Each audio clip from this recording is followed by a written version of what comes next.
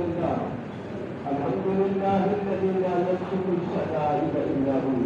ولا يدفع المكائد إلا هو وما ترى بالعاشقين في القائلين إلا هو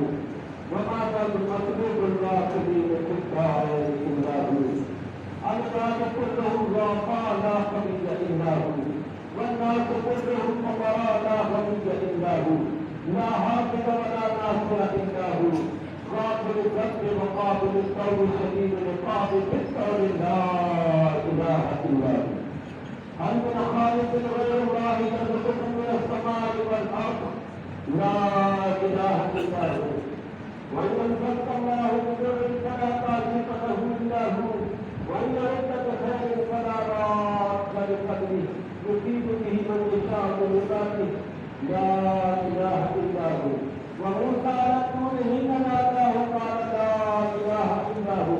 ويونس في بطن الحوت حين ناداه قال لا إله إلا هو وإبراهيم خليل الله في نار الحريق حين ناداه قال لا إله إلا هو ويوسف الصديق في طه الشيخ حين ناداه قال لا إله إلا هو ونشهد أن لا إله إلا الله وحده لا شريك له لا إله إلا هو ونشهد أن محمدا عبده ورسوله أما بعد فيا أيها الناس اعلموا أن الدنيا دائرة ولذتها فانية وطعمها باقية وحاصلها قول وآخرها قول إخواني عبد قريب وزاد قليل والبحر عميق والصراط سكين والميزان رقيب والقيامة الصحيح والحاكم رب كريم ويقول آدم نبي الله نفسي نفسي ويقول نوح نبي الله نفسي نفسي ويقول إبراهيم خليل الله نفسي نفسي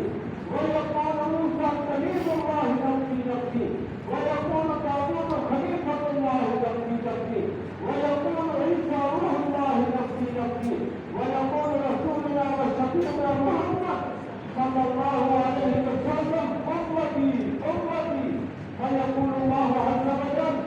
جل جلاله وعظم جلاله عبادي عبادي لا خوف عليهم ولا هم يحزنون عباد الله رحمكم الله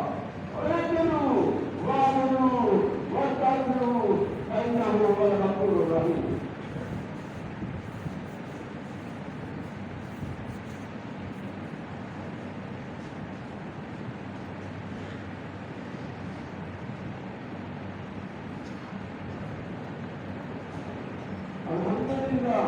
الحمد لله نحمده ونستعينه ونستغفره ونؤمن به ونتوكل عليه ونعوذ بالله من شرور انفسنا ومن سيئات اعمالنا ومن يهده الله فلا مضل له ومن يضلله فلا هادي له ونشهد ان لا اله الا الله وحده لا شريك له ونشهد ان محمدا عبده ورسوله اما بعد فاعوذ بالله من الشيطان الرجيم بسم الله الرحمن الرحيم إن الله وملائكته يصلون على النبي يا أيها الذين آمنوا صلوا عليه وسلموا تسليما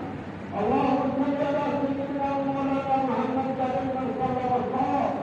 وسلم على جميع الأنبياء والمرسلين وعلى الملائكة المقربين وعلى عباد الله الصالحين